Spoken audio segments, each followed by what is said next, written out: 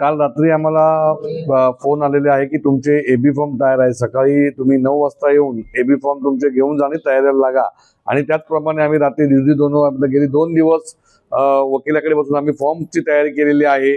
त्याचप्रमाणे आम्ही सर्व तयारी करून आज आम्ही जेव्हा ते एबी फॉर्म घ्यायला आलो, एबी फॉर्म आमच्या हातामध्ये आहेत। एबी फॉर्म आमचं नाव आहे आणि पक्षाचं चिन्ह आहे। फक्त आणि फक्त जिल्हाध्यक्षाची सही बाकी आहे आणि त्या सहीसाठी आम्ही सकाळी 8:30 ते 9 वाजल्यापासून इथे वाट बघतोय आणि जिल्हाध्यक्षाचा फोन लागत नाहीये आणि त्यांनी आम्हाला कुठल्याही प्रकारचं उत्तर दिलेलं नाहीये। आमदार मंदाताई मात्रे या जवळजवळ 2 तासापासून त्यांना फोन करतात। काल रात्रीपासून त्यांच्या संपर्कात आहे, परंतु त्यांनी आता संपर्क टाळलेला आहे।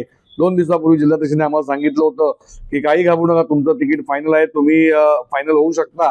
कारण आमच्या प्रभागामध्ये असं एकही कॅन्डिडेट नाही, जुना नगरसेवक नाहीये, स्टँडिंग नगरसेवक नसल्यामुळे तुमचं तिकीट हे होऊ शकतं। आणि गेली 6 वर्ष आम्ही अथक प्रयत्न करून अनेक पैसा खर्च करून खूप कामे करून आम्ही इथे केलेले आहे। मतदार नोंदणी सुद्धा आम्ही केलेली आहे, हजारोहून अधिक मतदार नोंदणी, सदस्य नोंदणी केलेली आहे। परंतु असं असताना सुद्धा मागेच झालेल्या निवडणुकीत ज्यांनी गद्दारी करून पक्ष बदललेला आहे आणि ते तुतारीमध्ये जाऊन पुन्हा त्यांचा पक्ष प्रवेश हा फक्त एकाच कारणाने घेतला होता की ज्या ठिकाणी आपले जुने उमेदवार नसतील त्या ठिकाणी त्यांना उमेदवार दिला असं आम्हाला सांगितलं होतं।